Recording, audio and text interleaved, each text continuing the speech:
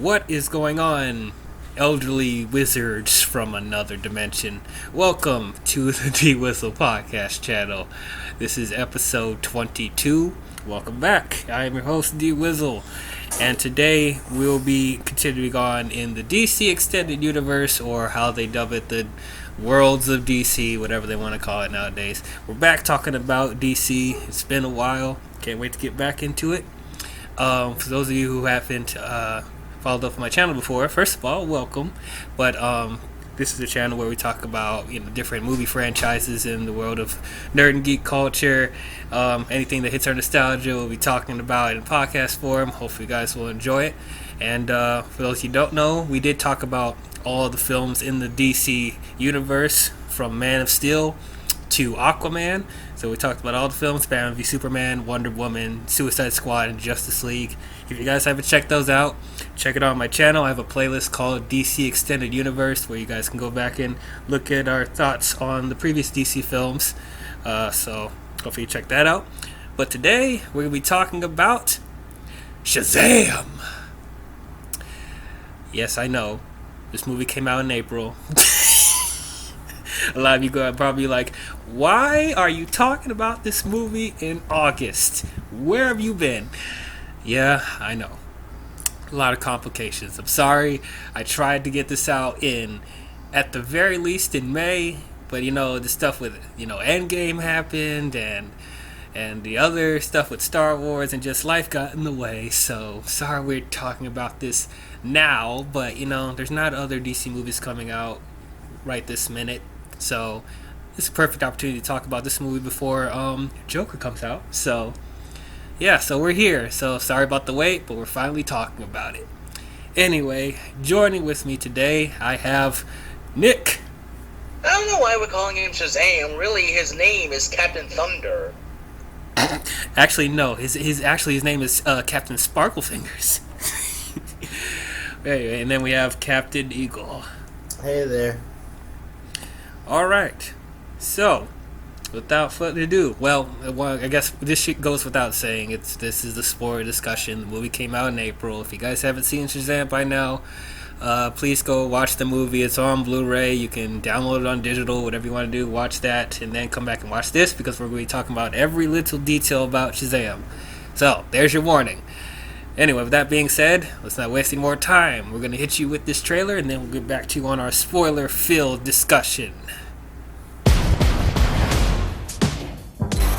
This is proof of authenticity. Super strength. Electricity manipulation.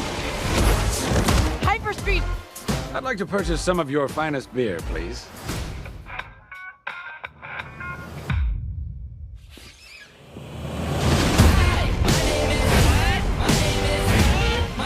His name is Captain Sparklefingers. No, it's not. That's not my name. Chosen one. Oh, you're like a bad guy, right? You literally did the opposite of what a superhero is supposed to do. You're him.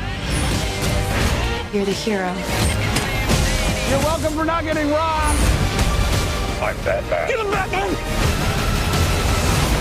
How old are you? Basically 15.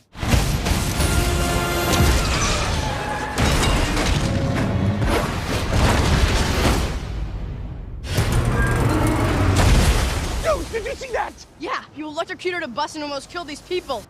And then I caught it! You leave tall buildings in a single bound. I'm sorry. I'm so sorry. Shazam! Did you really just do that? You damn right. Anyway. This boy needs Jesus, ladies and gentlemen. Do you see what I have to deal with? Alright, so this movie came out April 5th, 2019. This is the 7th film of the DC Extended Universe, and is directed by David F. Sandberg.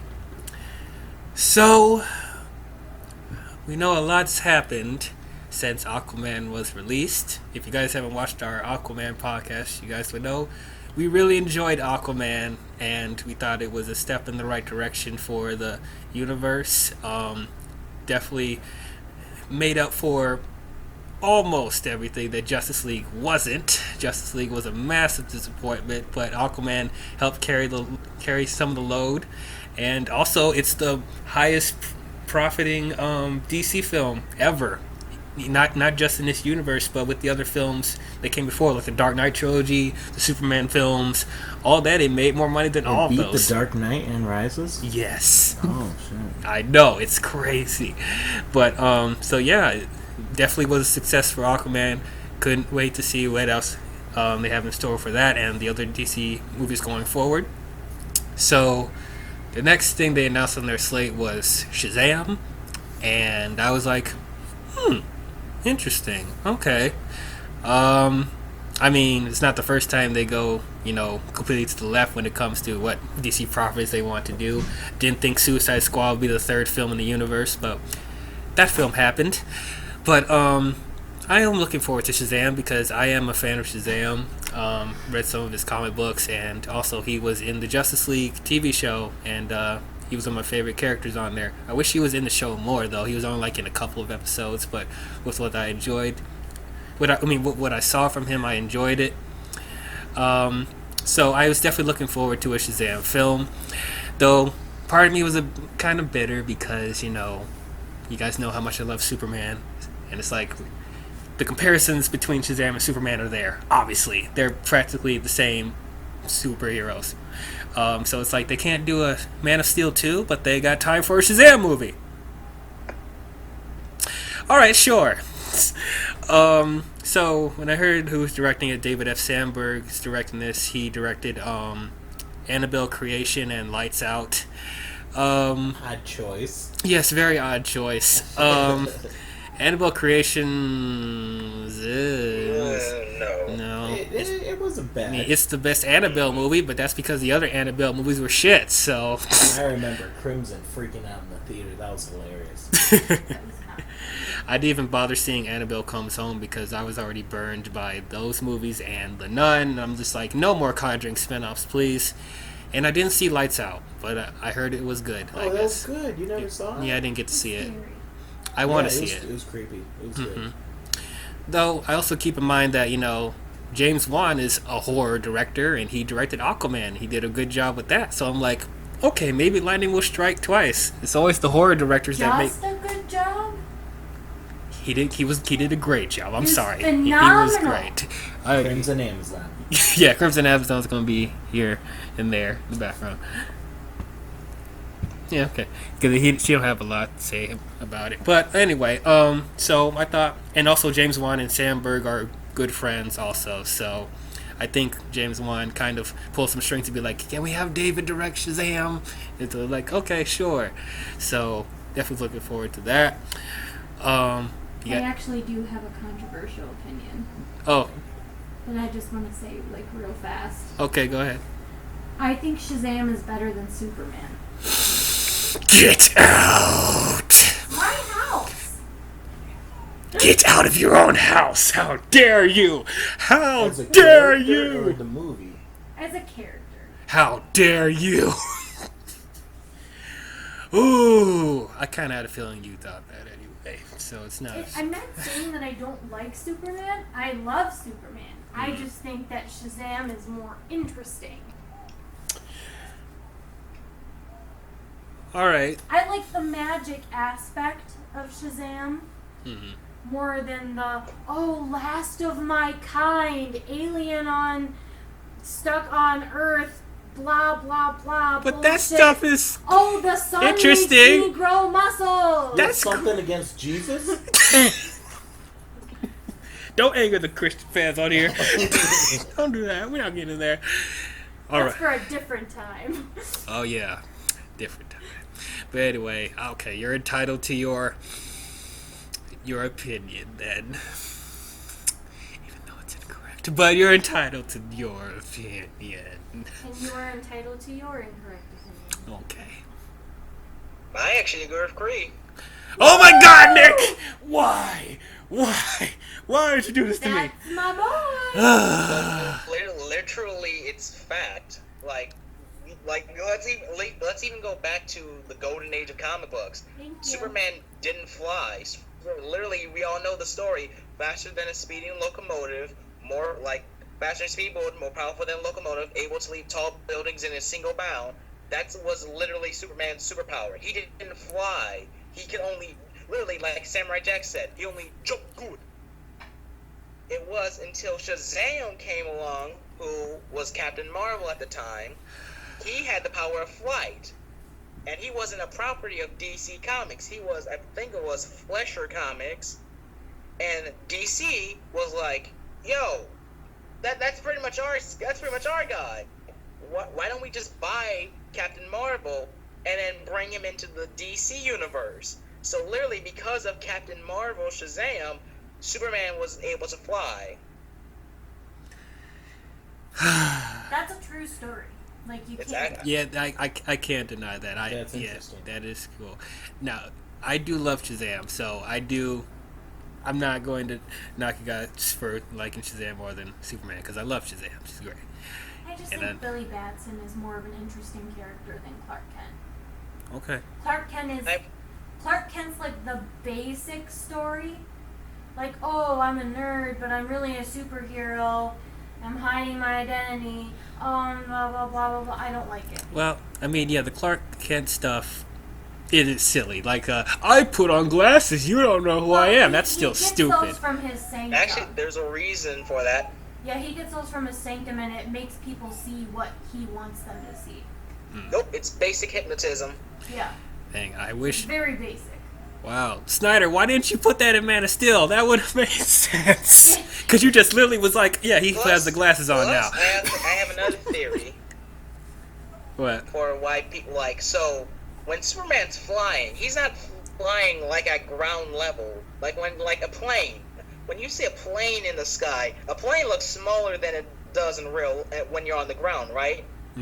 Yeah. When Superman's flying, you're not going to see Superman's face. You're not going to see how he looks when he's shooting across the sky. So, like, unless he's on the ground, you'll see Superman's face. But how many times is that? Well, more people forget see Superman's. Clark Kent's face than Superman's face. Well, also keep in mind, Superman is a public figure, so many people have seen what he looks like. He's on newspapers and stuff like that. Lex Luthor looks at him dead in the eyes, like, and then he knows who Clark Kent is. He ran into Clark Kent a couple times, so it's like, I mean, I know the hypnotism stuff, it makes sense, but it's like there are just other comic books and movies where they just completely not talk about it. So According it's to like, Smallville, they were once friends. you know what? We don't talk about the Smallville. I love Smallville. No, Awesome. Smallville can go die in a fire. What the hell is wrong with you? I hate Smallville, man. I'm sorry for you Smallville fans. I can't do it. I can't do it. And I love Superman, but it's like, I'm sorry. That show is the reason why we have this horrible Arrowverse on CW. Yeah, it's because of Smallville's popularity that they birthed the Arrowverse, because that came out right as Smallville ended. So you let them get away with these creative liberties in Smallville that makes no sense and is not consistent with the character, so they're going to keep doing it. So And they create a whole shared universe of it. So You want to know what was a good Superman movie? None of them. Superman Returns. I'm just kidding. I'm about to say, Man of Steel, I really like. yes. I actually don't hate Superman Yeah, Returns. Superman Returns is pretty good. I like that was I loved that movie when it came out. But anyway, this is a podcast about Shazam. So, anyway, so you guys know DC gets a lot of hate from people, still kind of is, even though Aquaman was successful. And so whenever somebody gets tied to a DC property, they automatically get skepticism and hate from people on the internet and critics or whatever. Oh, is this director directing? He's going to do a horrible job. Screw the Snyderverse, blah, blah, blah. DC sucks. And so there's a bunch of people just trolling him on the internet while he's in production of this film. And then if you guys follow Sandberg on Twitter, he's like in his office and he had like these little hidden messages about what possibly could be in his Shazam movies. You know, if he not only in this one, but if he does other films, he's putting little teasers here and there. He had action figures on his desk of Shazam and the Shazam family and stuff like that, and I was like, oh, that's really cool. Though, you know, I didn't expect the Shazam family to be in the first movie. That's probably something that they would probably set up for a second film or something like that.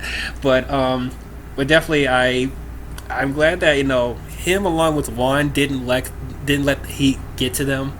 They were like, we're going to make the best film possible. We're going to ignore the haters. We're going to ignore the critics. We're just going to make this film the best that it can be. So I definitely respect Saber for that. So was it Comic-Con last year or 2 years ago? I think it was 2 years ago. I believe it was either 2 years or last year. Right. When they released the Aquaman and Shazam trailer at Comic-Con. No, it was 2 years. 2 years ago. Okay. So the first trailer for Shazam was released, and I wasn't fully impressed. I mean, it did look awful, but just something felt off about it. Oh, we did talk about Zachary Levi being casted. I like Zachary Levi, but I was not a huge fan of his casting, to be honest with you. I just didn't feel like he fit the role 100%, because it'll be hard for me to, because Zachary Levi has such a distinct personality, and he's done a lot of comedy stuff, and it's just like he has a distinctive face about him. So it's like I felt like it was going to be hard for me to separate Zachary Levi from the character of Shazam, and then he doesn't physically look like it, but it doesn't really matter because they can just get him in the gym and get him all muscled up, so that's not really a problem. But just I just couldn't see him as Shazam. But hopefully it could surprise me, because there's other castings that they did in the DC films that I didn't see perfectly cast. I didn't think were perfectly cast, but they ended up blowing me away. So this could be the same thing. But anyway, with the trailers, it just looked a little too silly for me. I mean, we know Shazam's more of a lighthearted character, but it's just something felt a little too childish about it. I'm not sure. And it's like, we're only judging from this one trailer. The movie could end up being different, but it's just they're really pushing the comedy of the movie. We got a lot of comparisons that this is like the superhero version of Big. That everyone remembers that movie Big. It seemed a lot like that. So I'm like, okay, let's see how it goes. And then the second trailer came out, and it looked a lot better. With the Eminem song in there. What my name is? That looked a lot better, and then we got a little bit of a hint of the villain in the movie, Dr. Selvig, played by Mark Strong, who is. It's Dr. Sylvana. I'm sorry, Dr. Sylvana. I'm sorry, I misdid his name, Sylvana. But Mark Strong, who was Sinestro in the Green Lantern movie in 2011. Regardless of how you guys feel about Green Lantern, I thought he was great as Sinestro. I think he was one of the few things in that movie that was pretty good. Yeah, I liked him in Green Maybe Lantern. only the second good part about the entire movie. Right. But the third, actually. Third, yeah. I mean, yeah. So there were some things I liked about Green Lantern. So there's only 3 things: Ryan Reynolds, Michael Clark Duncan as Kilowog, and Mark Strong as Sinestro. Pretty much. And I did like Oa when we were on Oa. We weren't on Oa enough, but yeah, that's pretty much it. So I'm glad Mark is coming back to the DC Universe. Even though I did really like him as Sinestro, and I wish we see more of him, but I'm glad he's still being a DC character. And the kid they got to play Billy Batson, what's his name? Asher Angel. Asher Angel. I haven't really seen him in anything, so it's my first exposure to him. He looked like he was going to be a pretty good Billy Batson. A lot of people wanted Jack Dylan Grazer, who was Billy Batson's friend in the movie, wanted him to be Shazam. If you guys follow my channel, you guys know my friend and fellow YouTuber, Shannon Jeffrey. She wanted him to be Shazam, and she was kind of disappointed. And I was like, I actually kind of see that, because he looks like Zachary Levi, so I'm like, it could have worked, but you know what? Let's see how this Asher Angel does. Maybe he'll do a good job as well. And actually, he is Asher Angel. This isn't his first movie role. He actually was in the 2008 film Jolene with Jessica Chastain, and he's also known as Jonah from the Disney series Andy Mack. So yeah. He's been around. Yeah, he's been around. So hopefully he was going to do good. So I did see this opening weekend. I was definitely looking forward to it because the second trailer looked a lot better. It looked like it was going to be a lot of fun. I'm not expecting this movie to be super complex like Man of Steel and Aquaman, Batman v Superman. I'm not expecting that. I'm expecting it to be a more of a intimate, more of a fun type movie. Maybe not. It doesn't have to be end of the world stakes or whatever, but I expect it to be a fun film. So I did watch this opening weekend, and I watched this recently getting ready for the podcast, and I gotta tell you guys, I really enjoyed Shazam. I thought it was a lot of fun. Definitely one of the better DC films in the slate. Zachary Levi surprised me as Shazam. I thought it was just a very warm-hearted movie. Had a lot of heart, and I liked all the characters. Just really, really good. Nick, what did you think about Shazam? Now, being already a Shazam fan, Shazam fan, funny, I'm so funny.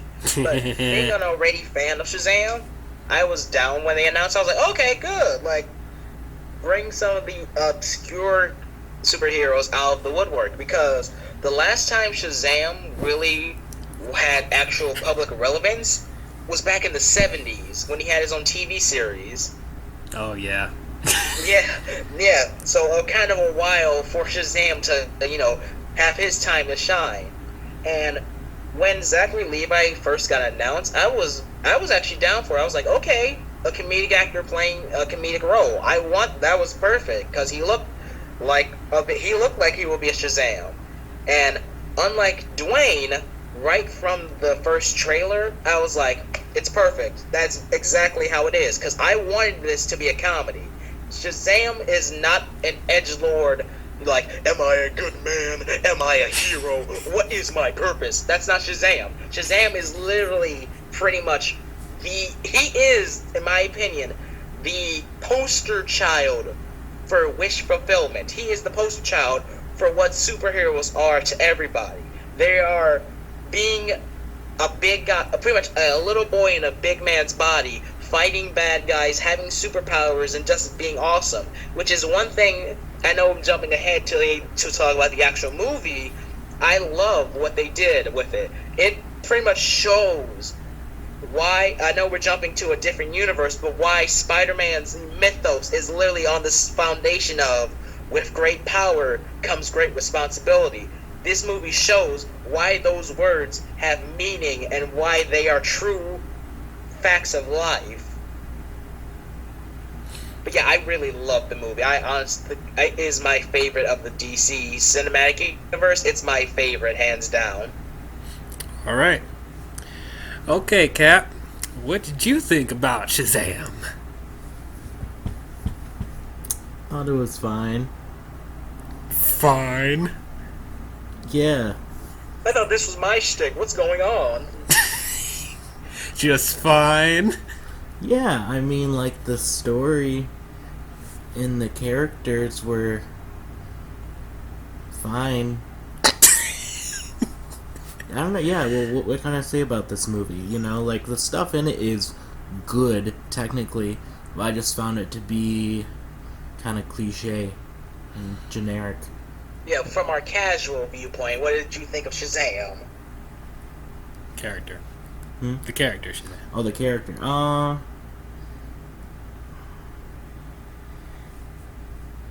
don't know, he was just a generic superhero with superpowers. Like, I don't. Jeez. I mean, like, he got his powers from a wizard, and then he's just like being I get it. He's a kid, so then he's like acting like a kid in an adult body, being like, "Ooh, what can I do with my powers?" Hands, lightning from my hands, lightning from my hands. That was so dumb. Yeah, and then we're just like wasting time, like in Fantastic Four 2005, with him just prostituting himself with his powers. Prostituting himself with his powers. I'm using that from now on.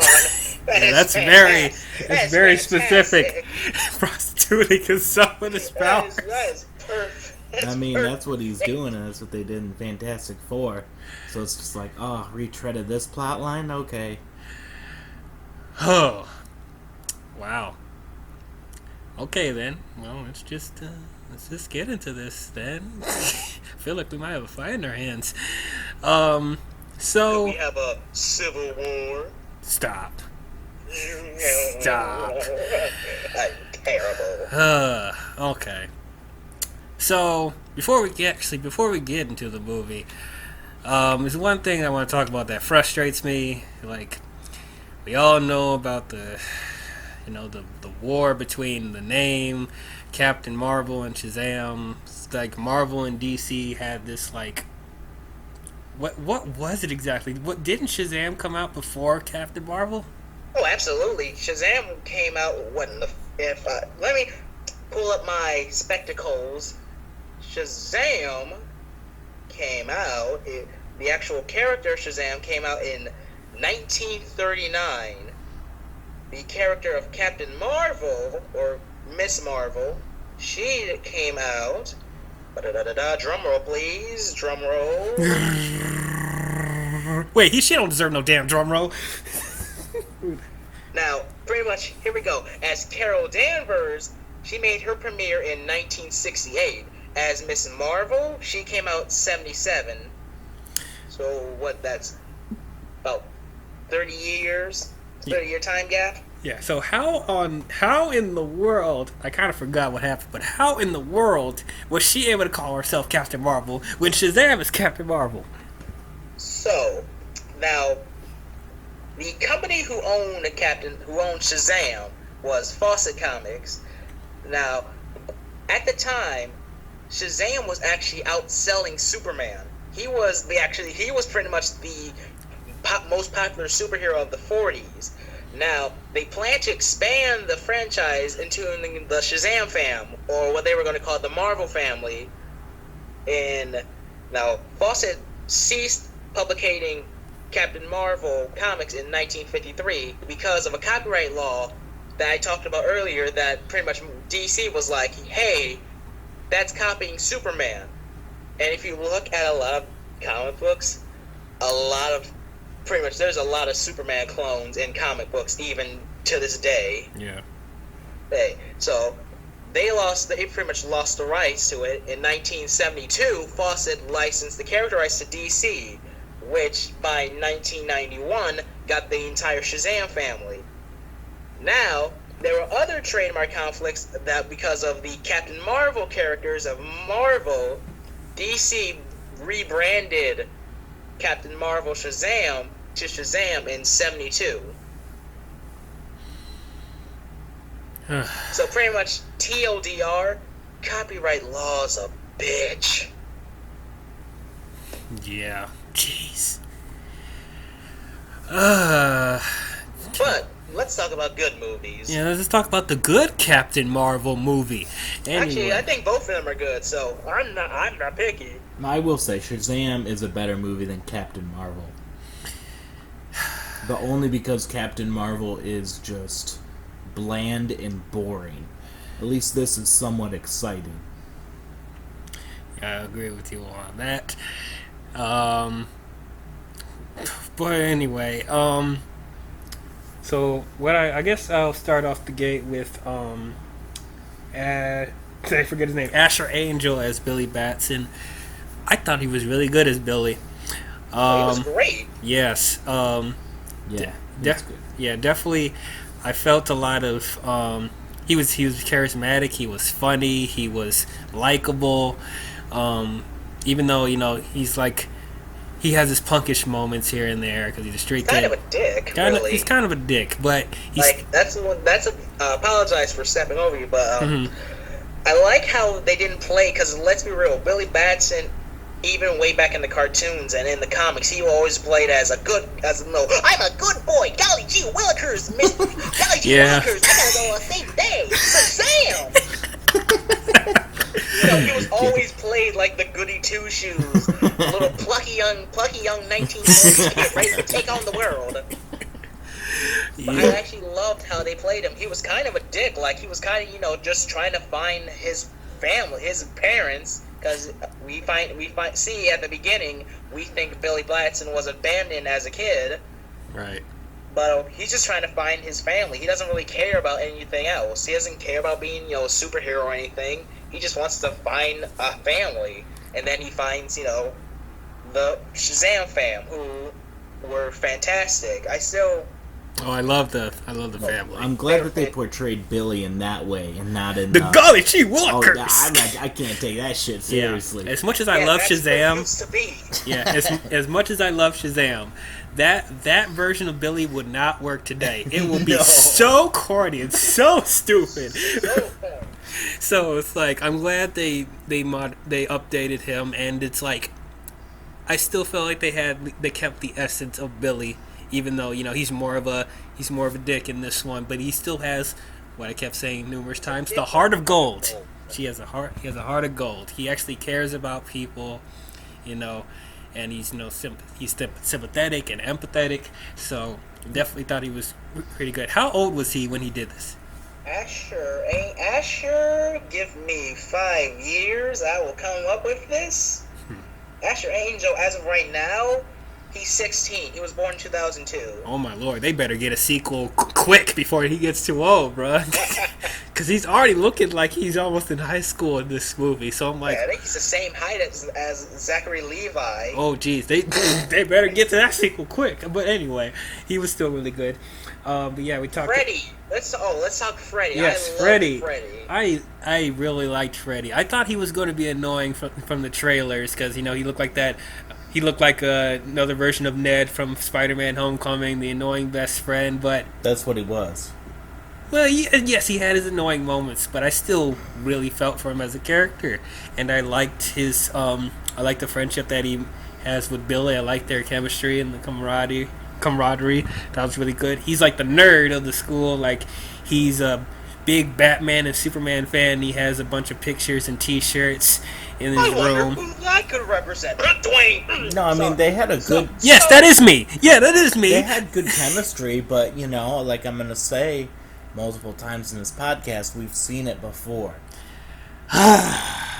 We'll get to you later. Anyway, one thing I'm glad that this movie acknowledges Batman and Superman, in this universe, especially because Superman is like a integral part to Shazam's development because he's a big fan of Superman. Even though in this movie he's not as fan crazy as Freddy per se, but it's like I'm just glad they acknowledge him in the universe. They're not completely forgetting about it or ignoring the previous films. They found a way to incorporate it, both of them, really well without them completely invading the movie. And I think they use actual T-shirts that they actually sell in real life. Like like the Superman T-shirt that Freddy was wearing. I have one exactly like that, and some of the toys I've seen from actual stores. So, nice little detail there. On with the rest of the Shazam family, I like the parents. Thought they were good. Didn't have a lot to do, but I thought they were really likable parents. And then Faith Herman, who was Darla, the little girl, she was adorable. She was so adorable. I loved her so much, and I just liked how welcoming she was to Billy. He just already proclaiming as her as his little sister and stuff like that, and made drawings for her. She was just so adorable, and she had some funny lines too. So and also that when she becomes adult Darla, that's Megan Good right there. Oh yes.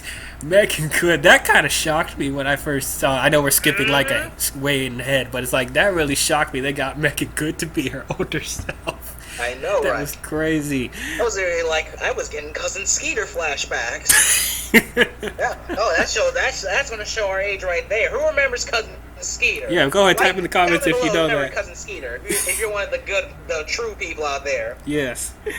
And then we have Grace Fulton, who was Mary. She's the oldest of the foster kids, and she's like just finishing high school, trying to apply to college. I thought she was pretty good too. Oh wow!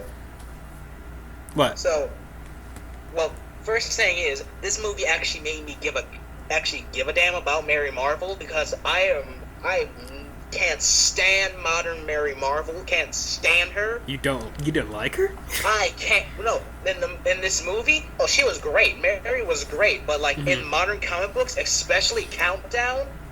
Oh god, I can't stand her. Jumping back from a villain and just being awful. It's awful. It's wet. It's wet garbage.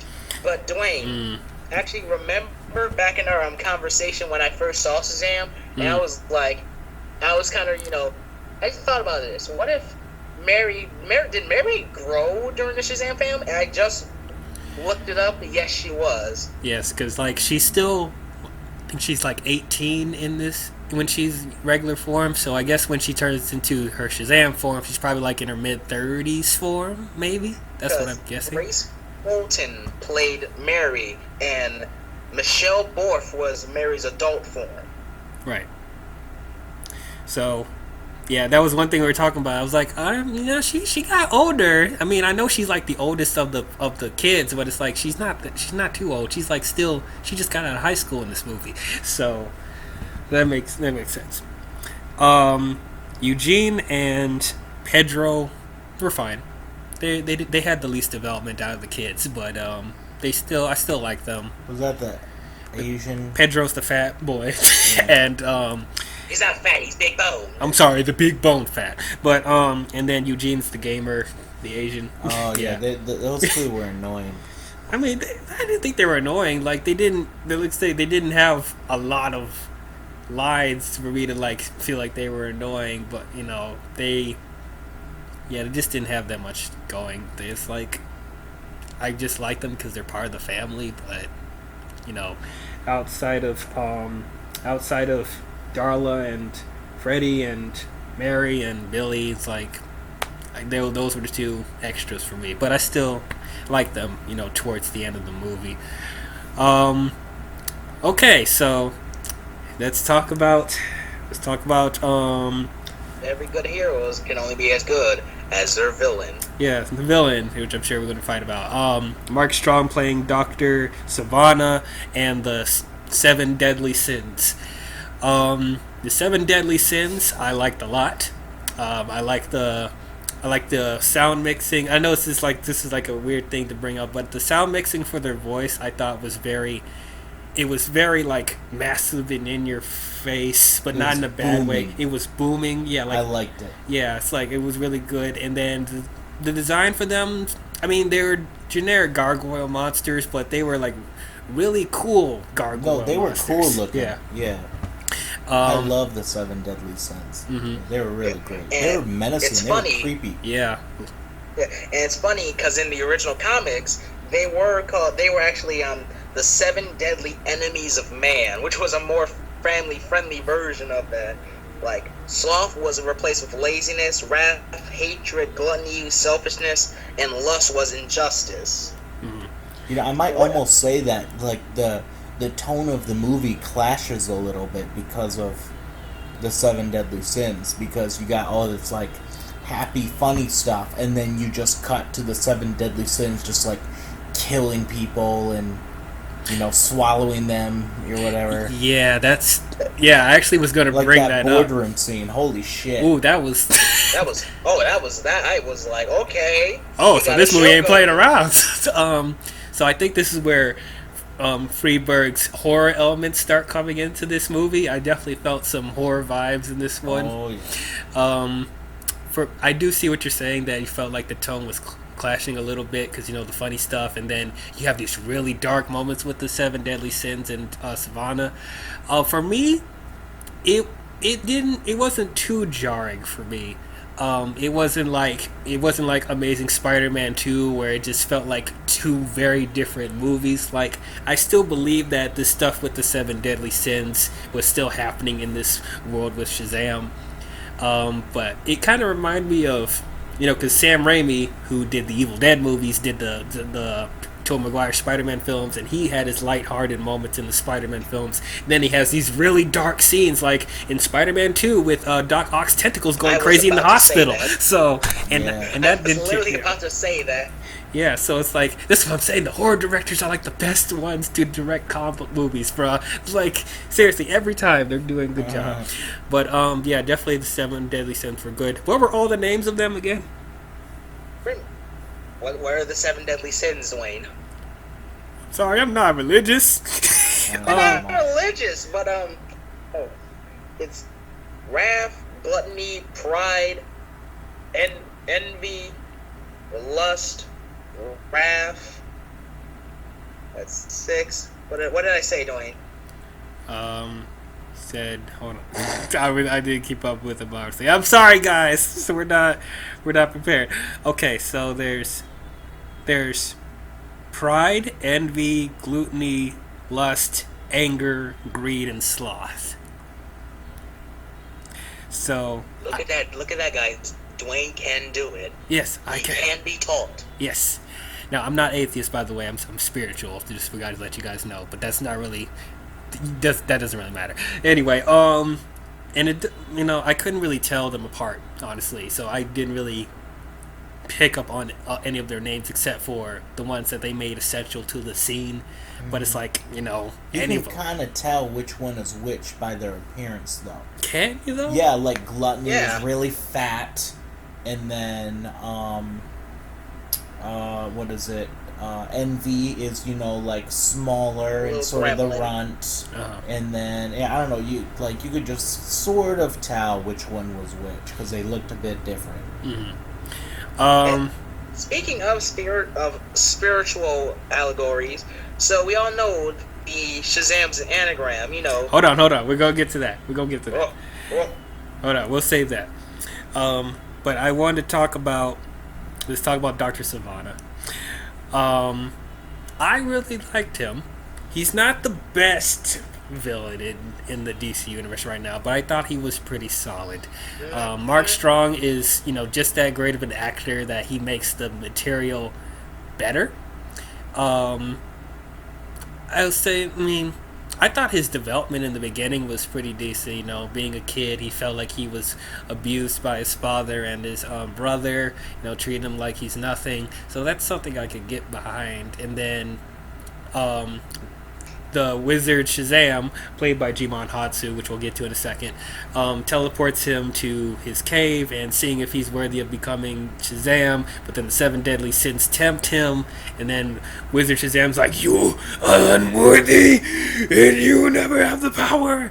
And then just him being just like in like a confused state, being like, what just happened? What is this power? I've never seen this before. And his parents not believing him, and then they get into a car accident which causes his dad to be in the wheelchair.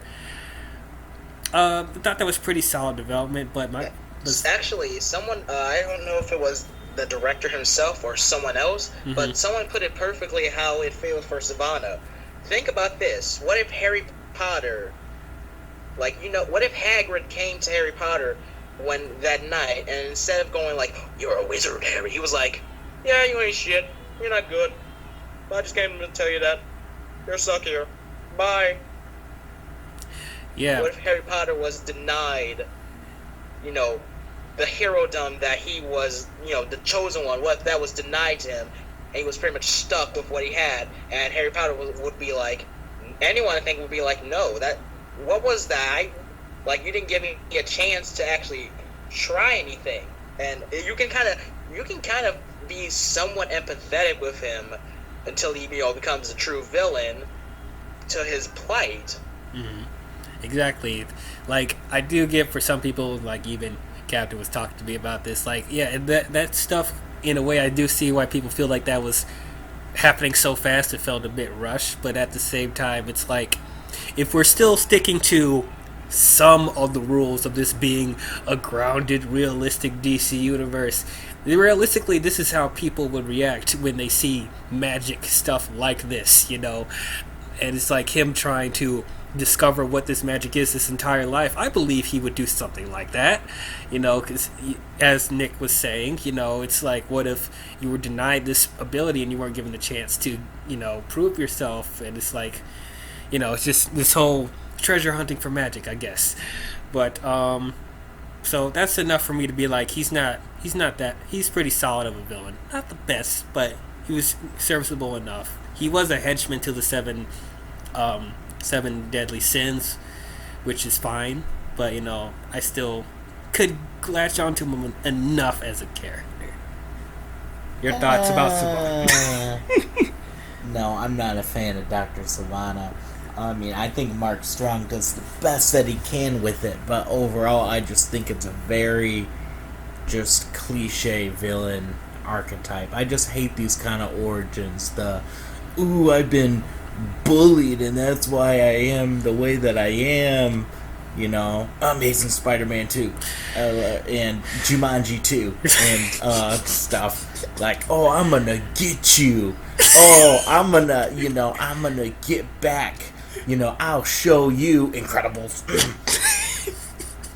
I'll prove myself to you, but I become the villain. Oh my gosh, we've seen this so many other times, like I've just said. And, and then it's just done in a really hokey way, like with a magic 8-ball. Yeah, that was kind of weird. Which I thought was dumb. That was kind of weird. And it's just the typical asshole dad and brother. Yeah. And I just don't think there's any sort of character there. It's just his whole character is just the situation of him trying to get of him trying to find the magic because he feels like he was lost out on it.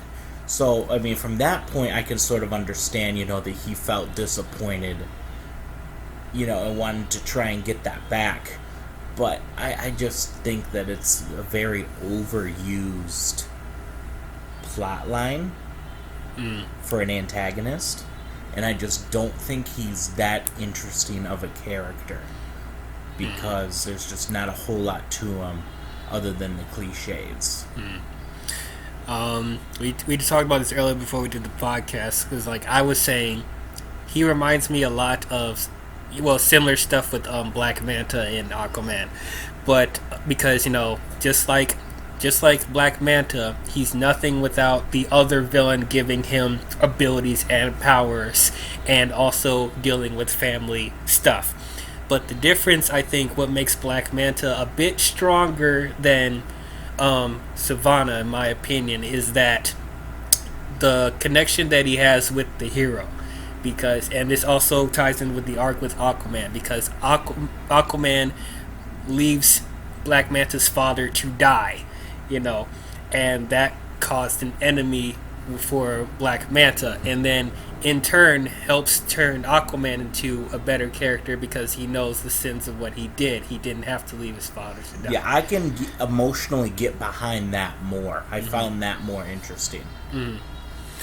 And then it's not the cliche like my father's being a bully type thing. It's like Manta and his dad were actually scavenger hunters, and it's like you could tell that they have respect for one another, and when Manta has that loss, you feel more for it because you actually feel emotional connection. So that's why I feel it's a little bit better, but I see what they were trying to do. He's definitely better than Steppenwolf and Enchantress. Better than those two, but they're pretty much on the same level. Oh, come on! Don't do that to him. Don't do that. Don't do that. You were smoking. Oh gosh. I don't know. They're just a throwaway generic villain. They're all on the same level to me. I guess. But anyway, let's talk about Lord Shazam, played by Jimon Hansu. That was a weird casting. Weird casting. They're just trying to copy Marvel. Be like, let's just cast him because he's in Marvel and everybody loves him in Marvel. Okay, then let's be fair then, because they didn't have to get William Dafoe to be Volko in Aquaman. They didn't have to get J.K. Simmons to be Commissioner Gordon in Justice League. So it's like, let's be fair now. My only thing is that Jimon Hansu is not old. Yeah, that's what I'm saying. It's weird to cast him as a very old character.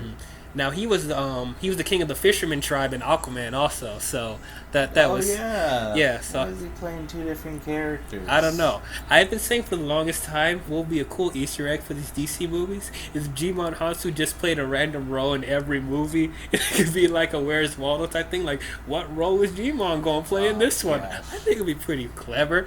DC, do that. Warner Brothers should do that. You're not going to do that. It's fine. But I just thought it was cool. I thought he was pretty good as Lord Shazam. I still couldn't get over his makeup per se. I mean, because like the first scene that he was in, I could tell he was wearing a prosthetic beard and stuff like that. Though later on in the movie, his age makeup got a little bit better, and then he was trying to make his voice sound elderly, and for the most part, it was fine. But I thought it was pretty decent as Shazam. Didn't have a lot to do, and the Lord Shazam in the comic books didn't have that much development either. But it's like I thought he was pretty decent. What'd you guys think about Jimon other than the casting? He was fine. Jimon could literally read the phone book to me, and I'd be perfectly fine with him.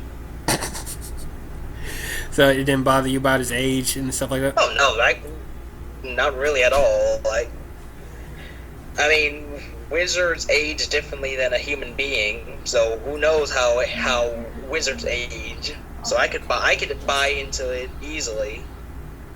And plus, literally hearing him say, that's just the words to become Shazam, I got goosebumps. I straight up got goosebumps. Definitely.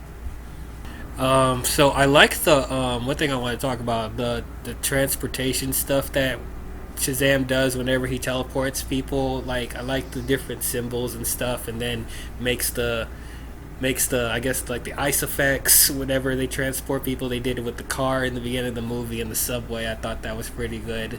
Like the different symbols, very nice effect. And then when he turns Billy into Shazam, I'm glad they did the acronyms. What were the acronyms for Shazam?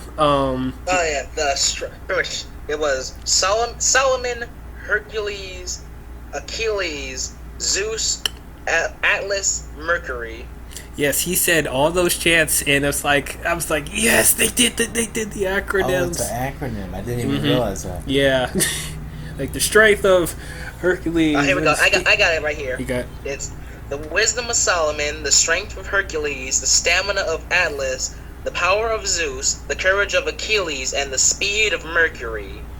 Yeah, so I know it's just a little thing, but I was giddy when he did that because I did think they were going to include that. That was really cool. Now it's funny. Now a funny thing. Now obviously those are gods, right? Right. Of 6 gods forming his name, only 2 of them are actual gods. Zeus and Mercury.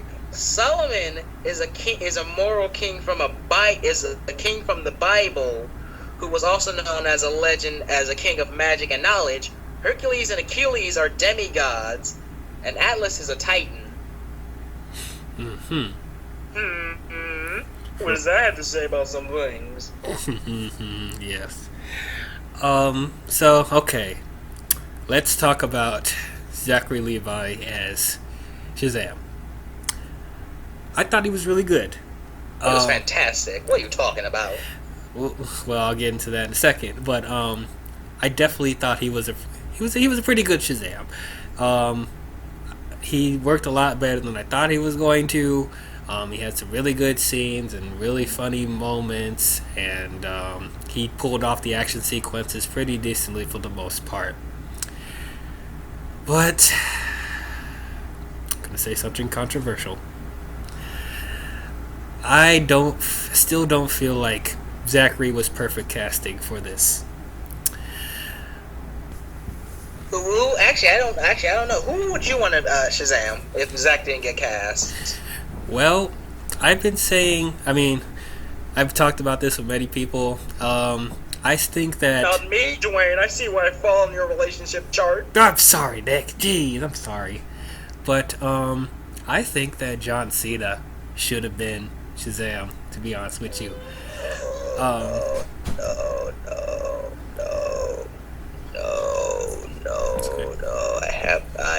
to respectfully disagree with you, my friend. I mean, I know that's what happens when that's what happened when I told everyone else John Cena. But here's the thing. That's the wrestling taking over your brain, my friend. John Cena being Shazam. What? Yes, I wanted John Cena to be Shazam. And I still kind of feel that way, even though I like Zachary. Are you having a stroke? No, I'm not having a stroke. Here's the thing about Here's the thing. I don't even want to hear this. What? Hear me out, man. No, there are just some things that are too off the wall. Oh, look at... Okay, so... How about this, Dwayne? How about this? John Cena for Black Adam. Well, no, because we already have The Rock. So, that's The Rock was casted as Black Adam like a long time ago, before even Shazam was casted, which was weird to me, because they're going to do a spin-off of Black Adam in the year 2027 maybe, but Oh no, Dwayne, he was going to be in the movie. And then stuff changed in between there, I guess. But I think it's fine he wasn't in this movie. They could save him for another film. I don't think Black Adam should be the first villain for Shazam. But we'll see what he does in his spin-off film coming in 3052. I don't know when that's going to come out, because Rock kept saying it's going to come out. It's going to come out. We're still doing it. I'm like, okay, when? Well, obviously 2099. Oh, stop it. Stop For it. 3,000. 3,000.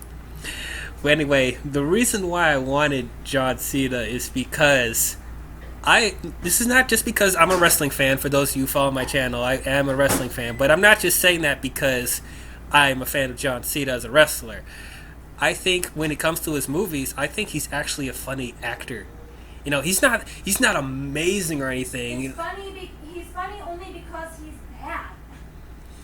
I mean, I can see in certain stuff, but not everything. I think he's genuinely a funny person, and I think he would have pulled off the same, if not better, delivery as Zachary Levi. Wayne, I'm gonna stop you right there. Nick, I'm gonna call an ambulance. I think he's having a stroke. You know what? Shh. And then here's another thing.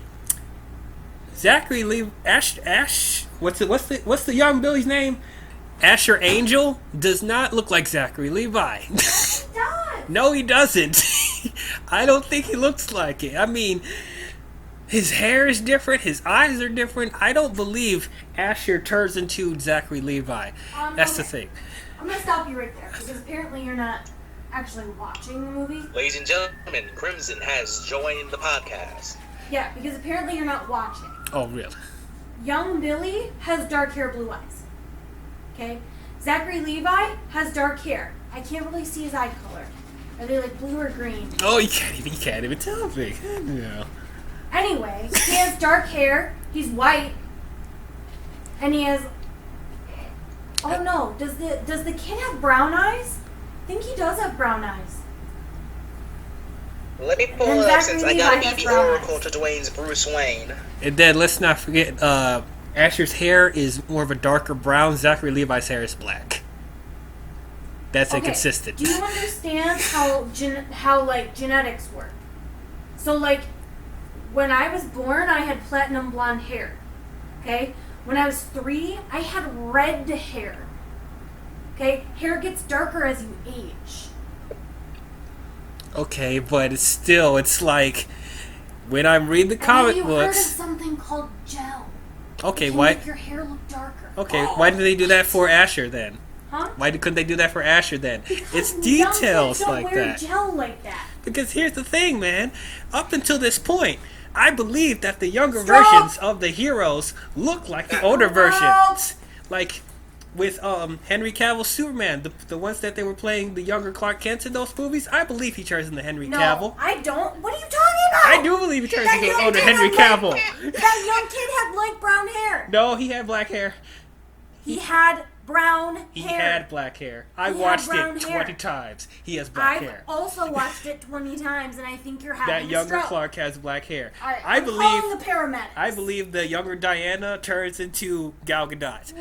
I believe that the younger versions of Arthur turn into Jason Momoa.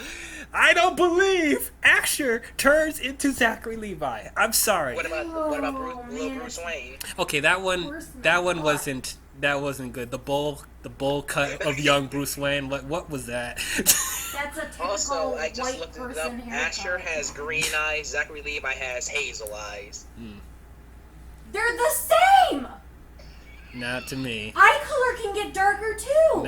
No. Hazel is like a brownish green. I just didn't. I'm sorry. I just didn't see it. Stroke. Like when I read the comic books and when I watch the show, Stroke. young Billy Batson Stroke. looks like the older.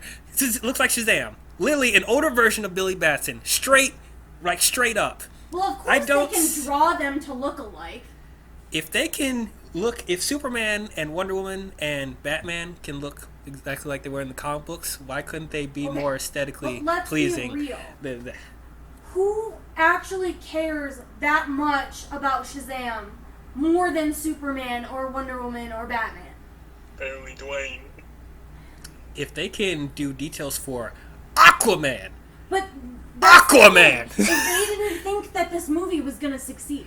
Which I will give them the benefit of the doubt. So, in hindsight, it's not really a big deal to me. But this is just something that bothers me. Deal. I'm just explaining how I feel, and y'all are attacking me.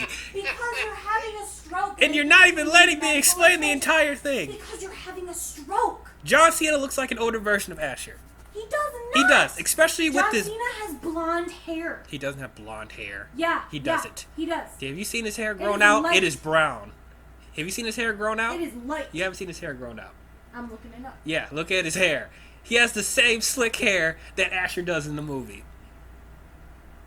It is a sandy blonde. That is not sandy blonde. That is sandy blonde. Stop that. The Stop. lights make it look darker. That is, look at that. That is sandy blonde. But here's my final reason. John Cena is the only one that looks physically similar to The Rock. I don't believe Zachary Levi can fight The Rock. I believe you. Seriously. Because you can tell that that's an inflatable muscle suit.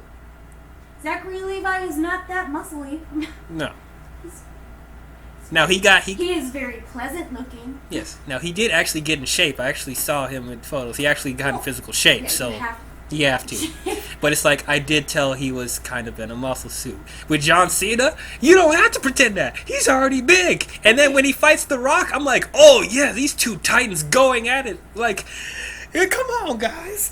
Here's my final word on the matter. We're trying to save DC. So we don't need John Cena coming in here and being all stupid and concussed like a wrestler actor besides The Rock.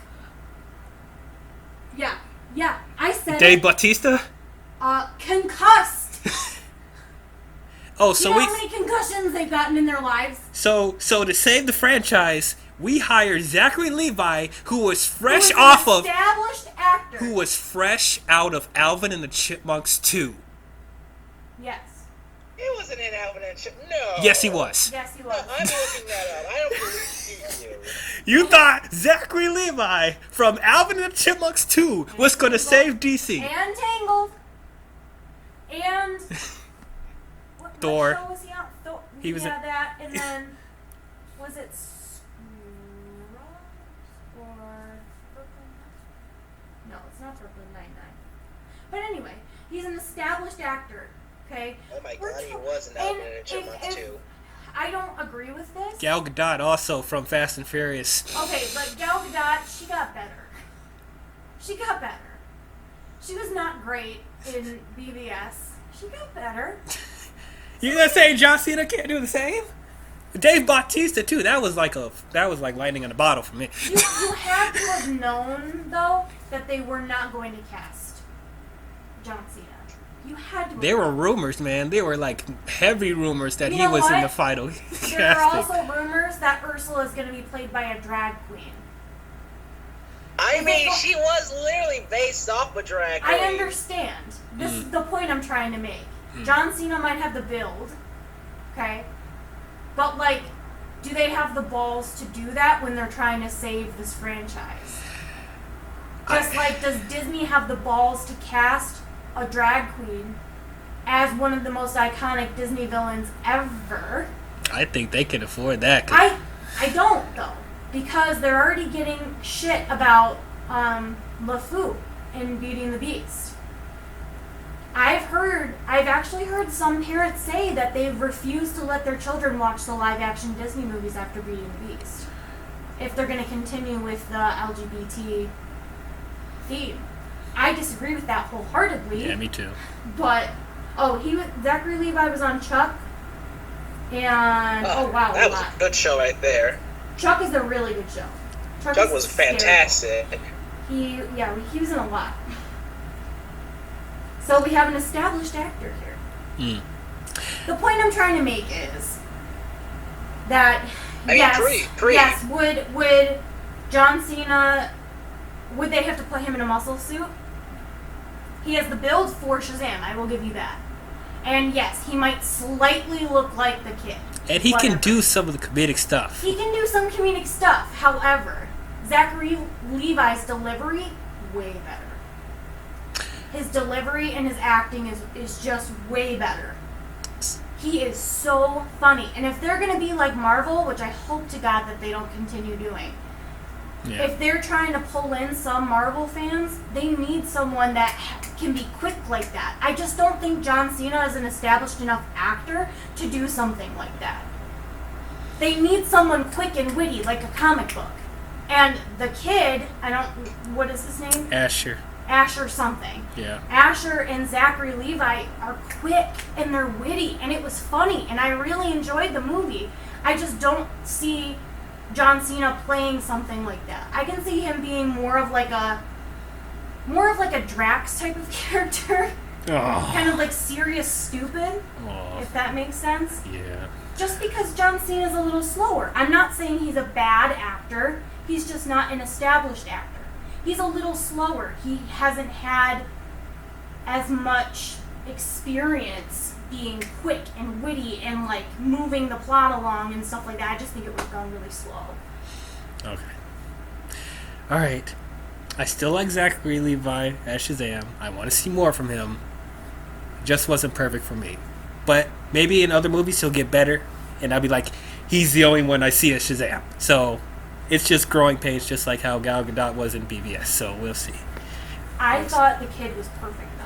Oh yeah, Asher was great. It took me a minute because he was a little awkward at first with his delivery. Yeah. Took me a minute. What did I say earlier about Billy Batts and Dwayne? Oh, Jolly G. Willikers! Oh, boy! Oh, G. Willikers, Mr. Seville! I gotta go save the world, Shazam!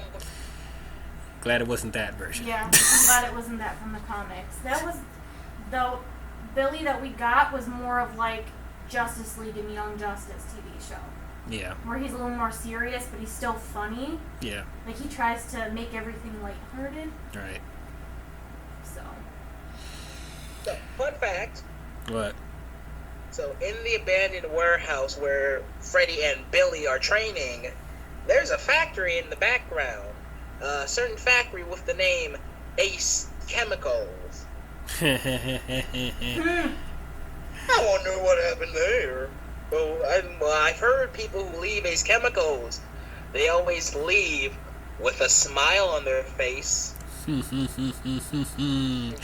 Jared Leto's Joker. And also, Heath Ledger, get out of my house. Bring that shit in here. He's still Joker in this universe. Apparently, Joaquin Phoenix is trying to steal that thunder. But it's not in the same universe. I mean, probably will steal his thunder, sadly. And also another thing, we I know don't. this is jumping way ahead as approach to the climax of the movie. But remember the scene in which there are the doors in the Rock of Eternity, and they open the door and there's 3 crocodile men? Yeah? Those are straight from the comics. Those are the crocodile men. Well, yeah. Yeah. See. Duh. Yeah. And one of them is actually, and all three of them are actually played by the director. Duh. Oh, I didn't know that. I knew that. I looked it up. Nice. See, I like the details that he, like the Easter eggs and stuff like that he put in the movie. It feels like he really cared about the character, just like how James Wan cared about the Aquaman character and put a lot of Easter eggs and details on here. So happy that he's so attention to detail when it comes to that. Actually, speaking of detail, he has a YouTube channel. He's actually released a video about Shazam and also about video essays on YouTube. I highly recommend checking it out. It's really good. Mm-hmm. I like the montages that Shazam and Freddy has, when he first discovers his powers. I liked how they're like trying to figure out what abilities that he has, and then he's kind of putting him on video, and then he's trying to train him to like save people and stuff like that. I thought all that was really cool, really funny. There was like a part where he put Shazam in a box, and then Freddy set the box on fire to see if he was fireproof, and he was freaking out. And then the first couple moments he tries to fly, it doesn't work. Like he tries jumping off of the skateboard ramp, and then he falls down. So that was funny. And then they're uploading this stuff on YouTube, getting millions of hits. Like that's something a kid would do. So definitely thought that was good. And then I did like the running gag of since they can't call him Captain Marvel because of another Marvel property, there's like a running gag of them trying to figure out what to name him, like Captain Sparkle Fingers or what was the other stuff they're calling him, just like random stuff like that.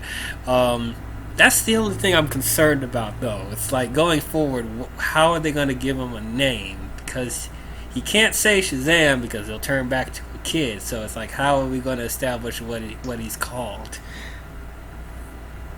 That's a good question. That's just the one thing where I'm like, oh god, Captain Marvel, you ruined everything. It's like, it's like how when Shazam meets the other members of the League, if we have a Justice League movie at some point, what is he gonna say? It's like gonna have to write it down on a sticky note, like, this is my name, and then it's like, oh okay. Or what I think would be stupid is like if he says Shazam like incorrectly, like I'm Shazam or I don't know. It's Shazam with two Z's. The Magic's not gonna know that. You just said Shazam. But that was my only thing I'm concerned about. But maybe they'll figure that out down the road, or they're just gonna keep doing the running gag of, oh, I don't know what my name is. It's gonna get old after a while. Like, I don't know. We'll see. So let's talk about the Shazam family. I thought they were gonna save them for another movie. I was like, I mean, you don't have to put the Shazam family in the first film. It's like you probably have a bunch of stuff happening in the film already. We could save this for another movie. But Sandberg was like, no, we're going to do Shazam family in this movie. I didn't even know they were going to do it. I didn't see any leaks or anything like that. I mean, we could take the hints from his social media pages and stuff like that, but I was like, okay, maybe they'll set up for another movie. But no, when the kids took that staff and said Shazam, before they even did that, when they took the staff, I was like, they're not going to. They're not. And they all said, there was a funny thing. They said, Billy! It's like, no, what I say to transform into this? And they're like, Shazam! That was kind of funny. But it's like, when they said Shazam, and they turned into the Shazam family, I was freaking out in the theater. Oh my god. It was so great. It was so good. I loved it.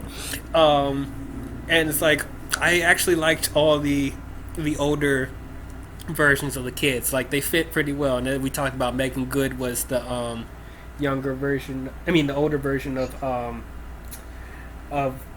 Darla, and I thought that was really cool.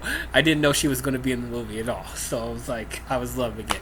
And then the whole fight with them in the at the fair, I thought that was pretty good. there was separate fight with Shazam and Savannah, and then the Shazam family was fighting the seven deadly sins in the fair, and then it was kind of homaging Man of Steel a little bit, the fight between Shazam and Savannah. I liked it a lot. And then there was like these funny parody stuff where Savannah they're both flying in the air, and like Savannah is like very far away and he's giving his evil speech, and Shazam's like, I can't hear you, man. I can't hear you. That actually was kind of funny. And it didn't take me out of the movie, because like that is something that, you know, I do question with certain comic movies when they're like far away and they're like talking to them like while they're in the air. I'm like, can they hear them? Like, they're really far away. So I'm glad they acknowledged that part. And then going back to, they figure out a way to stop Savannah, which is the that all the seven deadly sins are giving him Savannah's power as long as they're like infused with him, and when all of them are like out of his body, that's when he turns into a human. So I like the whole plan that he did, that to trick what was it, Envy, that was one of them. He tricked Envy, he tricked Envy to get out of his body so he can stop Savannah. Thought that was pretty clever. They actually used to, when earlier in the film when they were confronting him in the cave, one of them threw a batarang in the back of his head that caused him to bleed, and that's how they figured it out. I was like, that's cool. They used the batarang to figure out his plan, so I thought that was pretty cool. But yeah, so I thought all that was done really well. And yeah, is there anything else you want to add, Nick? Oh, I'm sorry. I'm sorry. What, I can actually speak in this podcast? Go ahead. So, this another fun fact of this movie is that it actually released on the 80th anniversary of Shazam's debut. Oh, really? Mm-hmm. And another cool thing, the man who played Savannah's father, John Glover, he's no stranger to being a superhero. Oh, really? Yeah, he's the Riddler, and he's actually the voice of the Riddler in the animated series of Batman. Oh, really? Yep. He's Dr. Jason Woodrue in Batman and Robin. Okay. And he's Lionel Luthor in Smallville. Oh, wow. Yep, so he is no stranger to the superhero world. Same with Zachary Levi, because remember, he was Fandro in the Thor movies. Right. So, yeah, definitely like that they brought back older actors who were in other superhero films to bring them back here. Just like similar to how in Aquaman they got Black Manta's dad, who was the voice of Black Manta in the animated shows. So, thought that was really cool. Trying to think if there's anything else to talk about. Let's talk about let's get to the post-credit scene.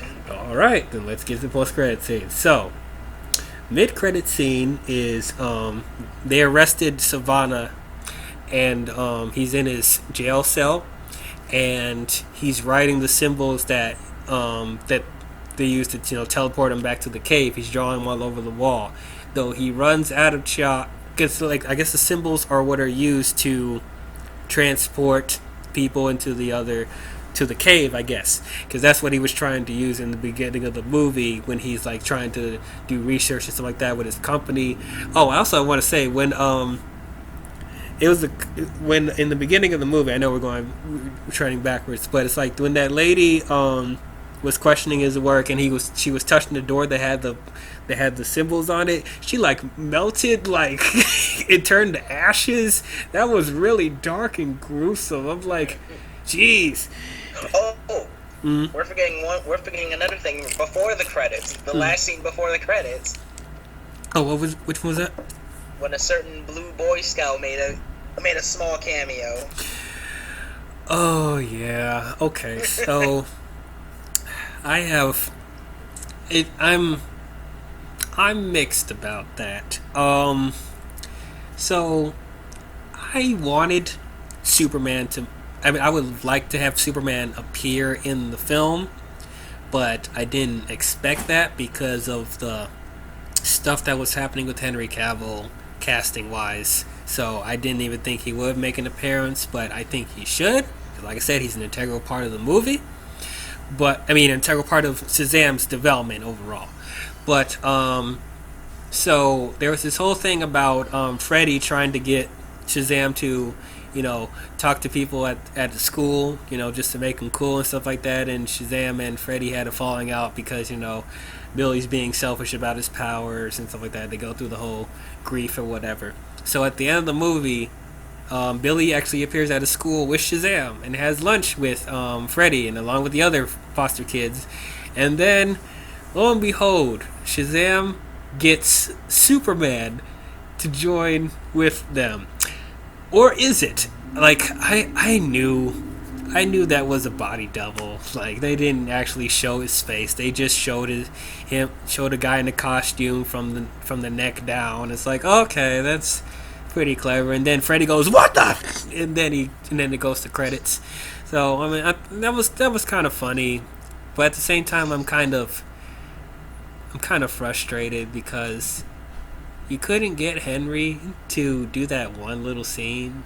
Like, you had to get a body double. I mean, I guess you had to do the best of what you were given, but it's like, that's cool, I guess. And I can't believe they used the Christopher Reeve theme again when he walks in. I'm like, I'm telling you, Dwayne, that's literally Superman's theme. The Hans Zimmer score, while good, that's literally Superman's theme. I've asked many people when they think of Superman, that's the first thing they think of. Like with Danny Elfman's Batman score, that's the theme. And Adam West, that's the theme song. But here's the thing. When they use Superman's theme when that whole Superman cameo at the end of Shazam. But if we had that mindset, then they should have used the Danny Elfman theme in the Dark Knight movies. Then it's like, come on now. It's like, and then they would use the same thing for the Batman Forever and Batman and Robin, right? Like, come on. It's like, we had Kiss from a Rose for Batman Forever.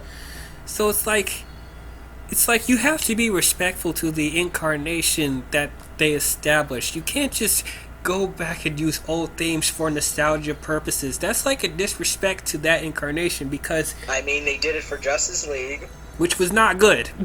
It was not good. I was angry every time they used the Christopher Reeve and Tim Burton theme. I was getting sick of it. Like, you're not being respectful to this incarnation. They both already had their themes established with Hans Zimmer. Like, sure, is it as memorable as the Tim Burton and Christopher Reeve ones? Not yet, but they weren't around enough for us to even say that. You didn't even give it a chance. Both of those themes were really good in the other movies, so why couldn't you just do it for this one? Be respectful. What'd you say, Crimson? I thought we were talking about Shazam. Why are we talking about Superman? Well, we're talking about the Superman cameo at the end. So, that's just a nitpicking thing. I'm just frustrated about that cameo. I'm glad they incorporated Superman in that scene. It was funny. But at the same time, I'm frustrated because they couldn't get Henry Cavill to come back. Oh, Captain's back, by the way. They had to deal with the baby. But deal with her meaning feed her. Oh. Yeah. But you missed a lot of talk. But what do you want me to say? What did you feel about the Shazam family? They were cool. I liked them. Cool. Yeah. I thought it was nice that, they had, all of them grab the staff and, they got powers too, because they were alluding to the whole fact that there were, that the wizard was the only one left, but the rest of them had died or whatever, Alright. That was cool. Alright, and, so what do you think about the Superman cameo at the end? It was fine. Yeah, it was kind of funny. I forgot about it, so on the second viewing, I was like, "Oh yeah." Mm-hmm. Now that's the one thing. That's the one scene though, along with the end credits, that felt like they were literally copying off of Marvel, because that's literally the ending of Spider-Man: Homecoming when somebody goes, "What the?" and then the credits happen, and the credits are literally hand-drawn animations. Yeah, that's Spider-Man: Homecoming. Spider-Man: Homecoming. I thought of that too. So I'm like, really, guys? I'm glad. I'm surprised you guys didn't get a lawsuit for that, because that's literally the same thing. But there's no copyright. There's not trademarked. yeah, which is fine. So let's get to continuing with the mid-credit scenes. So the mid-credit scene is Savannah in his prison, and he's writing the symbols that helped him teleport to the cave, and he's trying to write the entire thing on the wall, but he runs out of chalk and he gets frustrated, and then there's a voice coming out of nowhere, like a robotic voice being like, "You think that's the only way to get to the cave? Join me." I didn't know he was a Dalek, Dwayne. That's what he sounded like. Well, it's like, "Join me and we will get unlimited power," or something like that, and it's coming from a caterpillar on the window with the voice thing on the middle of him. Mr. Mind is teasing for the next Shazam movie. To him who Mr. Mind was. I mean, he's not the only one. There was a lot of people that was like, "What was that caterpillar?" So yeah. That's a deep cut right there. Definitely. So for those of casuals who don't know what that is, Mr. Mind is a alien caterpillar from the planet Venus that has telepathic abilities, mind manipulation, and heightened intelligence. Yeah, this is all from Caterpillar. So that's jabbing. I mean, yeah, it's silly, but if Ant-Man, that's comic books, man. That's comic book stuff. That's comic books. That's what it is. Like, yeah, if Ant-Man, Rocket, and Groot can work, they can do Mr. Mind. So I thought that's cool. So are you up for them being in Legion of Doom, Savannah? To be honest with you, Mr. Mind is one of the most powerful Shazam villains. He actually is. If not one of the most powerful DC villains. Yeah. Like, think about it. He can just take over people's minds. Just take over whoever he wants. Mm-hmm. And since he's like this small little worm, right, they never see him coming. So he's going to take over Savannah? Because I don't see another way to really incorporate Savannah, because he's pretty pointless. Well, I don't think he's going to take over his mind, because he's actually influence him, because he's not trying to just take over his mind immediately. He's trying to make a deal with him. So, but we will see. But yeah, anyway, are you guys up for him being in a Legion of Doom with Black Manta and Lex and Deathstroke? I don't think it's going to be Legion of Doom. Maybe the Monster Society of Evil. Monster Society of Evil. I mean, I'm just saying, if they do Legion of Doom, they need to do Legion of Doom. Like, are they even going to do anything? Like, what's the state of the DCEU? Because now they're just trying to do sequels to things that were actually popular, like Wonder Woman and Aquaman too. Well, what do you do after that? Obviously. You need another ensemble film. Yeah, I'm sure we could try right now. Yeah, I'm sure this could be a big topic for another podcast. Because there's so much to say, but it's like at this point they're not trying to do a Justice League anytime soon because the first one was not successful. So they're like trying to ignore Snyder Cut. Yes, release the Snyder Cut. Never gonna happen. We'll see. But right now they're just trying to focus on standalone movies and other projects, and maybe later down the line when all the characters are established they'll do a Justice League. We'll see. But getting everything under the sun except Man of Steel 2. But we're getting Birds of Prey before Man of Steel. We're getting another Batman film with another actor before Man of Steel 2. We're getting Supergirl before Man of Steel 2. Actually, Supergirl's not happening. They kept saying it's in development. It's in development, but that doesn't mean it's coming out yet. I mean, as of right now, this is what the future of the DCEU is. So the earliest movie is going to be Birds of Prey and the Emancipation of One Harley Quinn. So they are keeping that title. That's February 7th, 2020. Then Wonder Woman 84. That's going to be June 5th, 2020. Oh, and then the Batman. Wait, June I thought the Suicide Squad's coming out before that. Nope. Okay. The Batman, June 25th, 2021. Then the Suicide Squad. That's going to be August 6th, 2021. And then Aquaman is going to be right now it says 2022, But even Jason Momoa has come out and said, I'm not filming Aquaman 2. If you look at his Instagram, he's in the middle of protesting what's happening in Hawaii, and even he said, I'm not going to do Aquaman 2 unless this thing happens. What about the Amber Heard thing? They're probably going to recast. You think they'll actually cave and do it? Oh, he doesn't want to work with her. Yeah, he doesn't want to work with her. But if she's under contract, I mean, well, you know. legally they can break her contract since she's under legal investigation. Right. Like, I wouldn't deal with that situation because, like, it's not the first time when actors hated each other and they had to work together. I know this is different from DC, but Vin Diesel and The Rock hate each other. That's one of the reasons why Rock's not coming back for Fast and Furious 9, and we'll see what happens with 10. But they hate each other. Vin Diesel treats him like shit. Yeah, so I definitely see that. But well, yeah, I thought it was because they got their own movie that he's not going to be in 9. Yeah, like Rocky is slowly trying to take over the franchise, and like Vin Diesel's like, no, it's my franchise. To be fair, yeah, it is Vin's franchise first. It is. It's just The Rock is more charismatic than Vin Diesel. That growl, though. We're good family. We're all about the family. No, but like about Amber Heard, since she is under investigation, they wouldn't have let her film anyway. Yeah, I don't see it happening. Like, if they can recast Batman, they'll recast Mara. Even though I loved Amber as Mara, but you know, it's going to be hard for me to watch her now with the stuff happening with Johnny Depp. So yeah, she slandered him. Yeah. And lied in a court of law. That's fraud. She lied in a court of law. Yeah, that's not good. And submitted false documents. Perjury? Contempt of court. Contempt of court? I think that's what it's called, right? Or I think. I don't know, but anyway. And then, we didn't talk about the end credit scene, which is a throwaway. They're just talking about Aquaman and how legit his powers are or whatever. I'm like, I disagree. Right now, what, you disagree? Aquaman would be fucking useless in a desert. She's still saying this, even though she loved Aquaman. The first...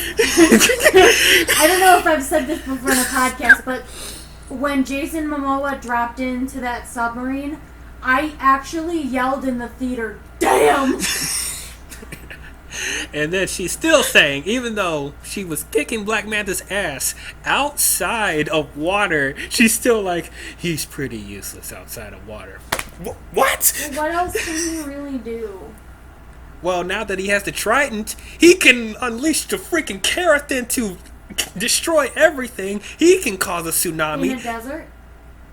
Don't never underestimate the king. In a desert? Never underestimate the king. In a desert with dry, humid air. I mean, if there was a kingdom in the desert, I'm sure he's able to do something. Are you having a stroke again? Like, come on now. Because they died out because the water went away. Because it turned into a desert. They didn't survive in the desert. Well, anyway, let's not forget that he has super strength and invulnerability, and he can jump really high. So.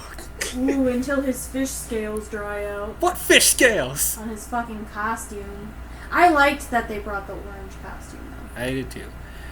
But you know those are scales, right? Yes, all that was real. Oh, okay. Yeah, I know. I love that too. They were like, we're going to get actual fish scales for it. But anyway, I don't know why they threw that there. This is the one thing I hate about credit scenes. You're putting the throwaway at the end when they know they're going to wait till the end. Put the important one at the end. 'Cause Marvel. Jeez. There was a deleted scene that came out when the Blu-ray was released of the Shazam family on the thrones, and there was an empty throne sit right next to them. And they're like, "Who was that for?" And then it's like, probably another Shazam. And then Darla was like, "Well, whoever he or she is, I'm gonna welcome him into the family automatically." And that's a tease to Black Adam. Why couldn't they put that at the end? Perfect. Yeah, why was that deleted? Not there yet. Yeah. That's actually kind of important. Yeah. A lot of people don't know who Black Adam is. Right. Well, he's a villain. That's setting up something that's not set in stone. Anti-hero villain. You can't think of him. You gotta think of him in the middle. There's a lot of gray area. Yeah. But his name's Black Adam, not Gray Adam. Ow. Stop. Get out of my house. Anyway, I'm looking forward to the Black Adam movie. I think The Rock will do a pretty good job as Black Adam, but I just never seen him do a villain role or anti-hero role. Who? The Rock. Scorpion King?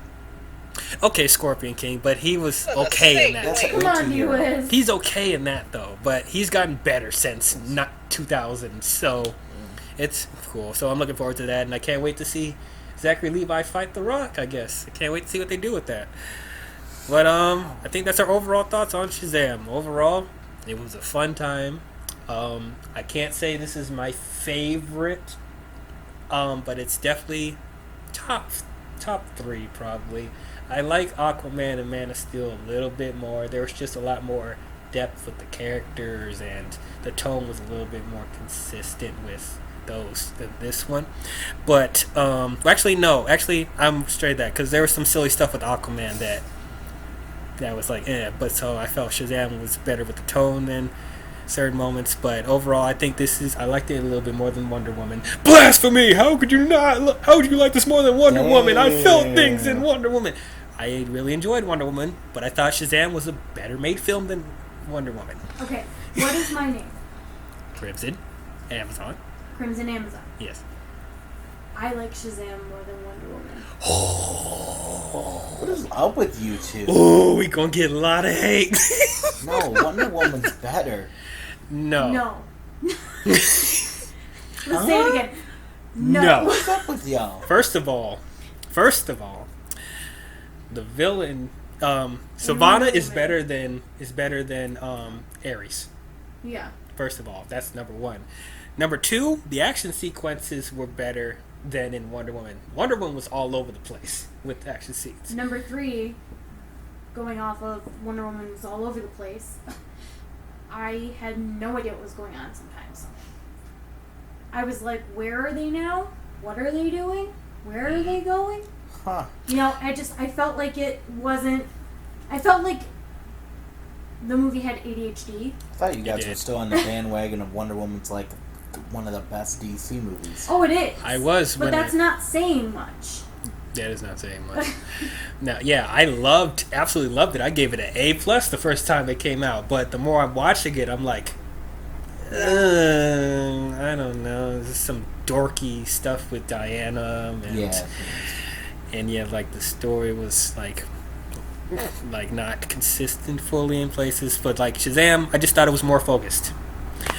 So for me, I'm going to give Shazam a B+. Really good movie. Like the Okay. Nick. I already made it clear. I think this is my favorite of the DC. I'm still calling it DC Cinematic Universe because it's easy to say, because that's what it is. What is the name of this universe? DC Extended Universe. Worlds of DC. Yeah, I'm just saying DC Cinematic Universe. It's easy to say. It's easier on brand, but I still say this is my favorite out of all of the movies so far.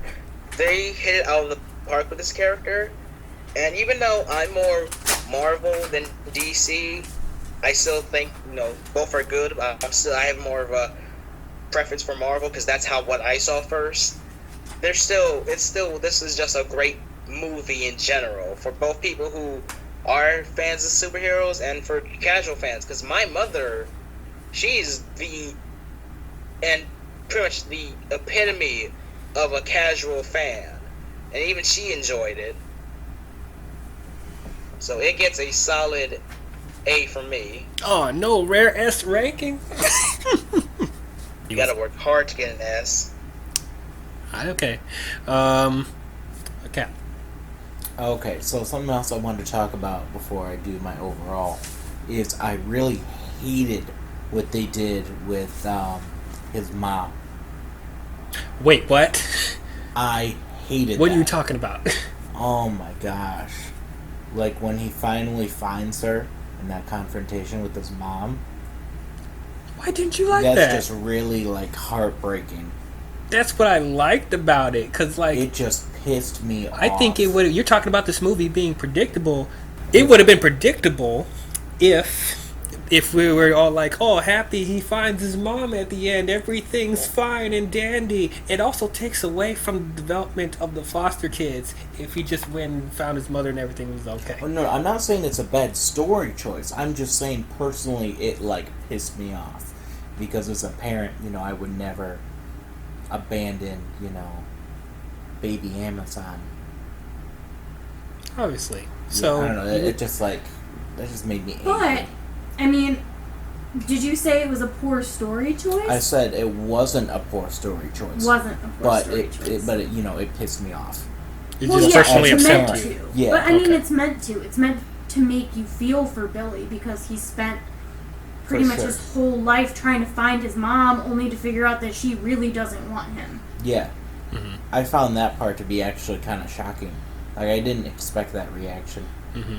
This is the type of stuff that keeps these DC movies from going too much into Marvel territory and being happy haha fest, because they actually take the time to punch you a little bit, like have you be grounded in the emotional moments, you know, and like, because this is stuff that happens in real life. That's the stuff I like about DC movies, is that they try to relate more to what happens in real life, and then they don't interrupt the moments with punchlines or jokes. Mm-hmm.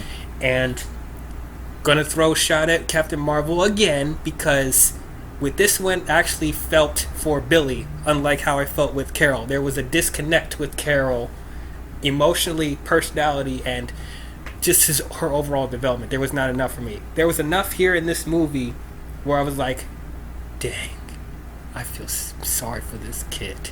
He deserves so much better. Well, especially because he's a kid. Yeah. And because our foster care system in the United States is so sucky that, and it's just so, it like gets people when parents just abandon their kids out of the blue.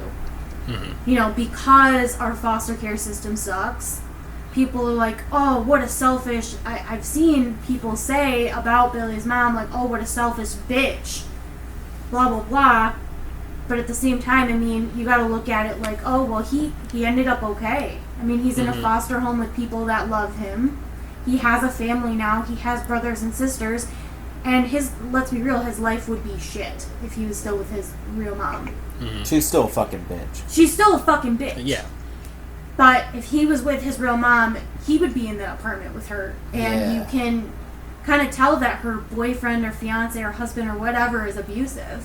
Right. Just by how he was talking to her and stuff like that. So I didn't feel too bad the second time I watched it, because I felt happy for him that he had a family. Especially when he said, I have to go home to my real family.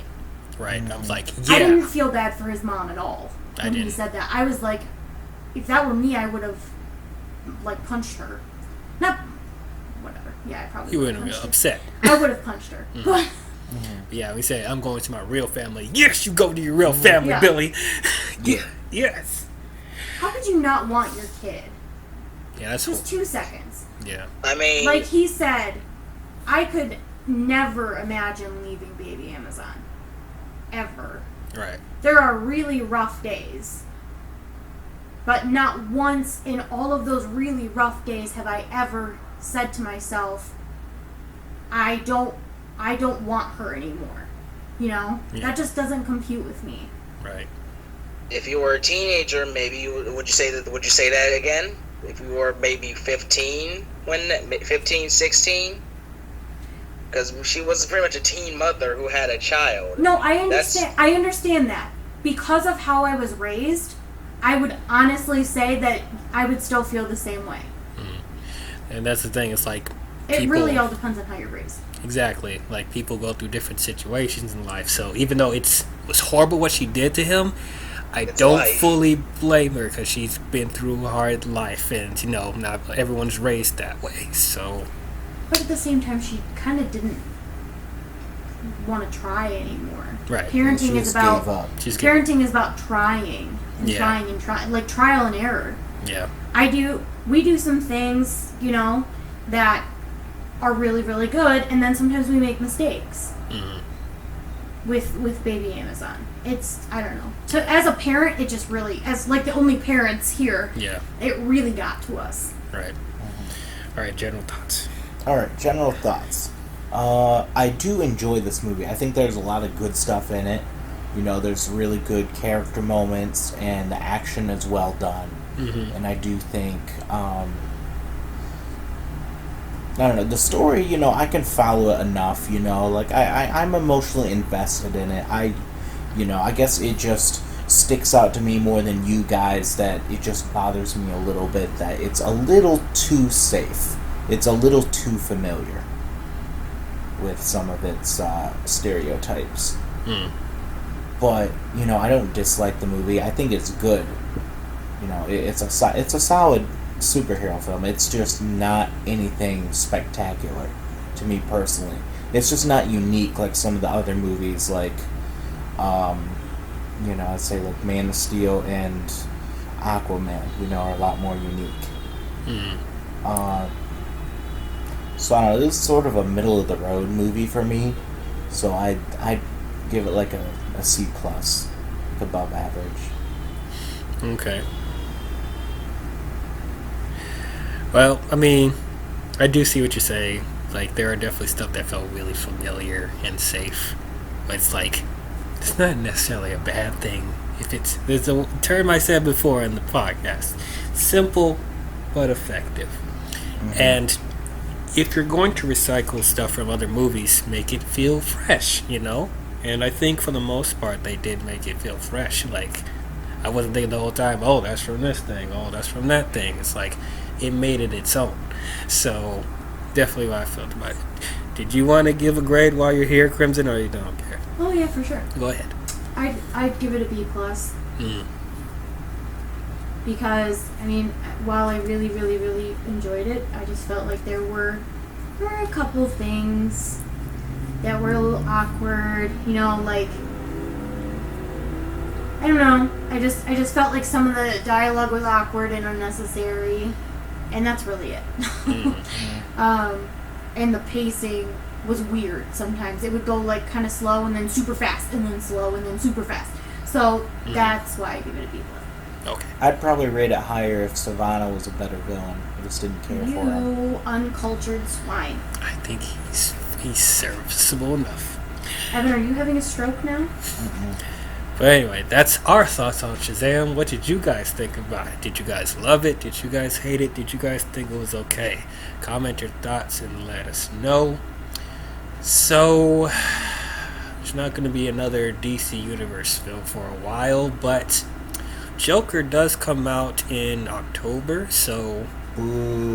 No one cares. I'm boycotting that film. Okay. Nick, do you want to review it? Do you want to review Joker with me? Sure. And plus, y'all gonna see it anyway. People say they ain't gonna see it, and yet Lion King is literally one of the highest grossing movie as of right now. So you'll see it. Yeah, it's funny how that works. Like, these remakes are unnecessary, but then it makes $1 billion. So I guess we'll talk about Joker when it comes out. Have our thoughts about it. And I guess the next one we'll be talking about is Harley Quinn and the Fantabulous Emancipation of One Harley Quinn in February next year. You mean Birds of Prey? What did I say? You said Harley Quinn and the Fabulous Emancipation. That's what it feels like. It's a Harley Quinn movie featuring Birds of Prey. But I'm sorry. Yeah. So the next film we will be talking about next February 2020 is Birds of Prey and the Fantabulous Emancipation of One Harley Quinn. So tune in for that. That's it. Thank you as always for watching. Please don't forget to leave a like and subscribe to the channel. I'd like to thank you guys for helping me get to 52 subscribers. I asked for 50, but you gave me 52. So I just want to thank you guys for watching. I'm glad you guys enjoy what I do, and I hope I give you guys consistently give you great content to watch. Let's make another goal. 100 subscribers. It's probably not going to happen. 100 subscribers by The Rise of Skywalker. Can we do that? I don't think we will, but I'm just setting that goal. Like, if we get there, fine. If we don't, that's fine. How about 75? 75? By The Rise of Skywalker. 75 by The Rise of Skywalker. Let's do it. And then 100 by Birds of Prey. Yeah. Birds of Or Prey. Wonder Woman. Wonder Woman 84, maybe. We'll figure out the details later. But I will bribe you, though. If I get to 100 subscribers, I will do a podcast talking about my top 20 favorite films of all time. So We'll also do a baby food challenge. I didn't agree to that, but we'll see.